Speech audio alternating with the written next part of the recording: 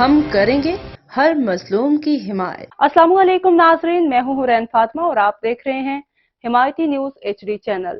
نظر ڈالتے ہیں آج کی اہم خبر پر۔ موٹر وے پر بدتمیزی کرنے والی خاتون کی درخواست ضمانت مسترد۔ موٹر وے پولیس اہلکار کو گاڑی تلے روندنے والی خاتون کو 2 روزہ جوڈیشل ریمانڈ پر جیل بھیج دیا گیا۔ موٹر وے پولیس کے ساتھ موٹر وے پر بدتمیزی کرنے والی خاتون کی درخواست ضمانت پر سماعت ہوئی۔ سول جج ڈاکٹر ممتاز ہنجرا نے درخواست ضمانت پر سماعت کی۔ عدالت نے فیصلہ محفوظ کیا تھا جو اب سنا دیا گیا۔ عدالت نے فیصلے میں خاتون ملزم کی درخواست ضمانت مسترد کر دی۔ عدالت نے فیصلے میں کہا، خاتون ملزم کے خلاف ضمانت خارج کرنے کے کافی شواہد موجود ہیں۔ بعد نظر میں ملزمہ پر لگائے گئے الزامات درست ثابت ہوتے ہیں۔ ملزمہ فوری ضمانت کی حقدار نہیں ہے۔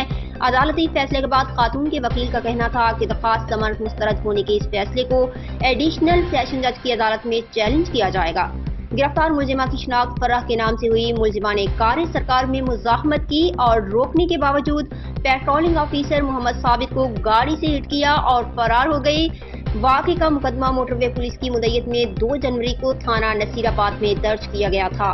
ملزمہ گرفتاری سے بچنے کے لیے مفرور ہو گئی تھی جس کے وارنٹ گرفتاری کا تحرک کیا گیا۔